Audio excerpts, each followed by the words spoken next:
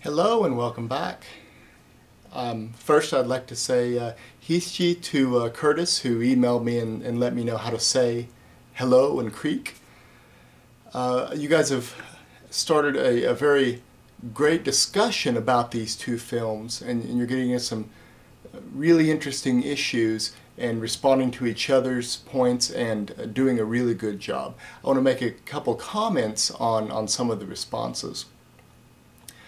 First of all, one or two of you pointed out the significance of the tongue being removed in File Under Miscellaneous. It was this short was a little bit the short film was a little bit more gruesome than I remembered it. Forgot about the tongue removal and seeing the skin and everything. This director likes to shock his viewers. He sent me another one of his films, and it was more visually shocking than this one. But the importance of language, I think Mike really gave us a great analysis of the different types of language and the overlay of language. I didn't realize the German in the background either the first time I saw it. And the ties between the Holocaust and Native American removal, I have read this somewhere, but I would have to go back to find the source, that Hitler had actually done some research on how Native American removal was done to help and orchestrate the Holocaust. So there is a connection there, and that might be the connection that the filmmaker is alluding to by putting the German in the background. I'm not sure, but that would be one way to think about the connection. But really interesting post on language there, Mike. The one other thing I wanted to make is that the language was in Mi'kmaq, but it was actually the poem was by a Chilean, a guy from Chile, Pablo Neruda, a poem called "Walking Around," that that Jeff Barnaby took as an inspiration for this film set in this dystopian future where this Indian man decides the only thing left is to become a white man, and a few of you mentioned the the joke at the end too, which was it seemed very powerful. So good job on analyzing that film, and let's move on to the Sixth World. And I think Mira has done an excellent job of explaining how this film really does come out of a Navajo worldview, right? The importance of corn can't be overstated, like she said. As well, I was really interested in the vocables that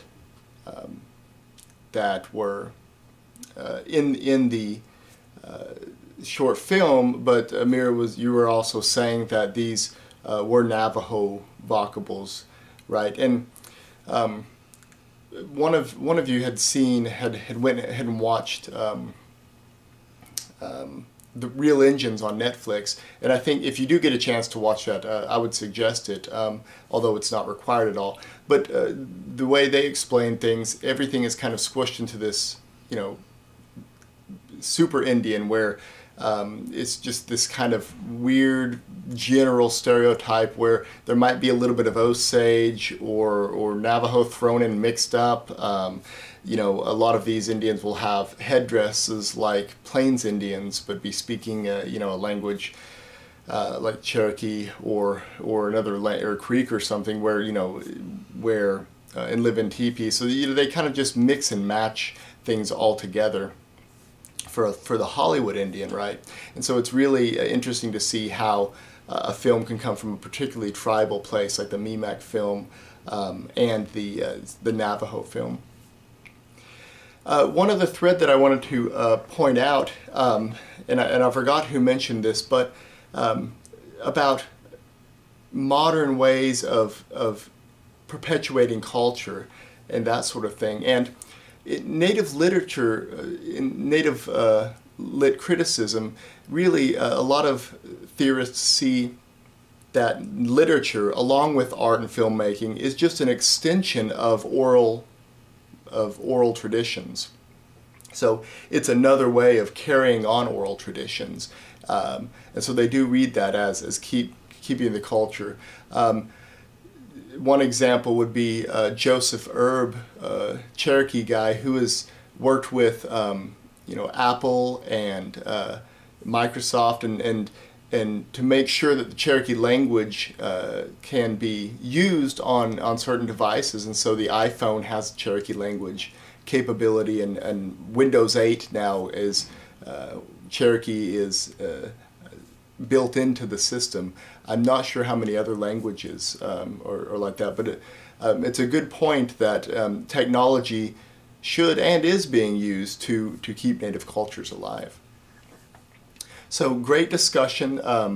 Make sure, as always in these discussions, that you not only give me a substantial post, but responded to other people, but feel free to keep responding, right? And I keep these discussion boards open so you can go back and pick up on a thread if you want to continue the conversation.